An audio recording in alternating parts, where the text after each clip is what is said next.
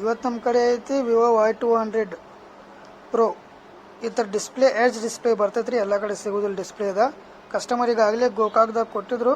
ಆದ್ರೆ ಗೋಕಾಕ್ದಾಗ 15 ದಿನ ಇಟ್ಕೊಂಡ್ರು ಡಿಸ್ಪ್ಲೇ ಸಿಕ್ಕಿರಕ್ಕಿಲ್ಲ. ನನ್ನ ಕಡೆ ತಂದು ಕೊಟ್ಟಿದ್ರು. ಡಿಸ್ಪ್ಲೇ ಹೊಸ ತರಿಸಿದೀವಿ ರೀ. ಇದು 90% ಒರಿಜಿನಲ್ ಡಿಸ್ಪ್ಲೇ ಬರ್ತೈತಿ, ಕಂಪನಿದು ಬರೋದಿಲ್ಲ. ಅದರ ಕ್ಲಾರಿಟಿ ಎಲ್ಲ ನಿಮಗೆ ಕಂಪನಿ ಟೈಪ್ ಇರ್ತೈತಿ, ವಾರಂಟಿ ಅಥವಾ ಇದಕ್ಕೆ ಇರುವುದಿಲ್ಲ. ಡಿಸ್ಪ್ಲೇ ಕಂಡೀಷನ್ ನೀವು ನೋಡ್ಬೋದ್ರಿ ಹೊಸದು ಹೆಂಗೈತೆ ಅಂತೇಳಿ. ಇದ್ರ ಮೇಲೆ ಓಪನ್ ಮಾಡಿ ತೋರಿಸ್ತೀನಿ ನೋಡ್ರಿ. ಈ ಡಿಸ್ಪ್ಲೇ ಜಾಸ್ತಿ ಅಂಗಡಿಯವ್ರು ಯಾಕೆ ಹಾಕೋದಿಲ್ಲ ಅಂದ್ರೆ ಎಡ್ಜ್ ಡಿಸ್ಪ್ಲೇ ಇರ್ತೈತಿ. ಆಮೇಲೆ ಅದು ಭಾಳ ತಿಳು ಡಿಸ್ಪ್ಲೇ ಇರ್ತೈತದ, ಪೇಪರ್ ಟೈಪ್ ಇರ್ತೈತಿ. ಹಾಕ್ಬೇಕಾದ್ರೆ ಸಾಕಷ್ಟು ಪ್ರಾಬ್ಲಮ್ ಆಗ್ತೈತಿ. ಕೆಲವೊಂದ್ಸಲ ಡಿಸ್ಪ್ಲೇ ಪೂರಾ ಬ್ಲ್ಯಾಂಕ್ ಆಗಿಬಿಡ್ತೈತಿ. ಹಂಗಾಗಿ ಯಾರು ಲೋಕಲ್ ಶಾಪ್ದವ್ರು ಇದನ್ನ ಜಾಸ್ತಿ ತಲೆ ಕೆಡಿಸ್ಕೋದಿಲ್ಲ. ಆದ್ರೆ ನಮ್ಮ ಕಡೆ ಎಲ್ಲ ಥರ ಡಿಸ್ಪ್ಲೇ ನಿಮ್ಗೆ ರೆಡಿ ಆಗ್ತೈತಿ. ಫಸ್ಟ್ ನಿಮ್ಗೆ ಓಲ್ಡ್ ಡಿಸ್ಪ್ಲೇ ಯಾವ ಥರ ಐತೆ ತೋರಿಸ್ತೇನೆ. ಇದು ಓಲ್ಡ್ ಡಿಸ್ಪ್ಲೇ ಟ್ಯಾಕ್ಟ್ರ್ ಗಾಲಾಗಿ ಸಿಕ್ಕಿರ್ತದೆ. ಟ್ಯಾಕ್ಟ್ರ್ ಬಟನ್ ಗಾಲಾಗಿ ಸಿಕ್ಕ ಹಿಂಗೆ ಆಗೈತಿ ಕತಿ.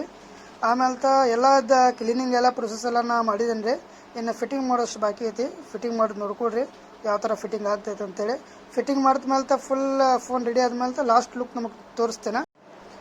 ಈಗ ಎಲ್ಲ ಗ್ಲೂ ಎಲ್ಲ ಹೊಸ ಗ್ಲೂ ಹಾಕಿದೇನೆ ರೀ ಇದಕ್ಕೆ. ಇನ್ನು ಇದನ್ನು ರಬಲಿ ಹಾಕಿ ಸ್ವಲ್ಪ ಇಡಬೇಕಾಗ್ತೈತಿ, ಗ್ಲೂ ಎಲ್ಲ ಡ್ರೈ ಆಗೋ ಮಟ.